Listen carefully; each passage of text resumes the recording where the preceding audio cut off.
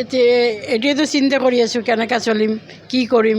গ্যাসেৰ দাম এনেকা বাড়িছে কিন্তু এই যেতিয়া নিৰ্বাচনৰ সময়তো কৈছিল তেতিয়াতো মুখ্যমন্ত্ৰী কৈছে গ্যাসেৰ দাম কমিব দালি চিনি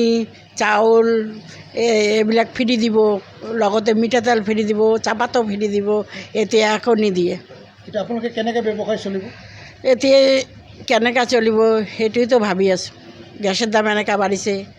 খৰি পাওয়া নাযায় মাৰ্কেটে মূল্যবৃদ্ধি বহুত ওপৰত পাই গ'ল মূল্যবৃদ্ধিটো অলপ কমিব লাগে কাৰণ ইমান মূল্যবৃদ্ধি পাই গ'ল কাৰণ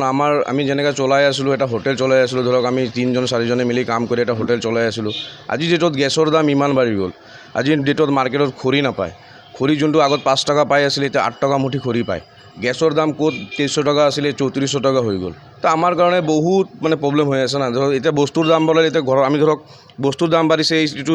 ৰেঞ্জত আমি ধৰক পৰঠাৰ দাম বঢ়াব বিচাৰিছোঁ ভাতৰ দাম বঢ়াব কিন্তু পৰঠাৰ দাম বঢ়াওঁতে লগে 30 টকা কৰাৰ লগে লগে কাষ্টমাৰ কমি গ'ল চাওক আপুনি এটাও কাষ্টমাৰ নাই খালী হৈ আছে ৰাতিপুৱাৰ পৰা বহনি কৰিছোঁ কিন্তু বহনি কৰাৰ লগে লগে কিন্তু যোনটো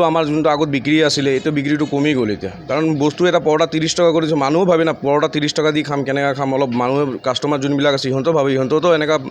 ডাঙৰ মানুহ নহয় যে পৰঠা 30 টকা দি খাব চ' মূল্যবৃদ্ধিৰ কাৰণে চবৰে প্ৰব্লেম হৈছে খালি হোটেল মোৰ প্ৰব্লেম হৈছে যোনটো কাষ্টমাৰ আছে তাৰো প্ৰব্লেম হৈছে 30 টকা দি তেখেতে কেনেকৈ খাব পৰঠা এটা ভাত এটা যদি আমি আৰু 20 টকা বঢ়াই দিওঁ কাষ্টমাৰটো ভাবিব না যে 70 টকা দি 60 টকা দি ভাত খাম কেনেকৈ খাম মূল্যবৃদ্ধিৰ কাৰণে বহুত প্ৰব্লেম হৈছে আৰু এই মূল্যবৃদ্ধিটো ৰোধ কৰিব লাগে আমাৰ যোনটো নতুন চৰকাৰ আহিছে তেখেতে মই অনুৰোধ জনাম যে মূল্যবৃদ্ধিটো অলপ ৰোধ কৰক কাৰণ চাওক গেছৰ অৱস্থা কেনেকুৱা চিটুৱেশ্যন হয় আপুনি লাইন মানুহ কিমান ৰাতিপুৱাৰ পৰা সেই লাইনত থিয় হৈ থাকে কিমান মানুহে প্ৰব্লেম পাই আছে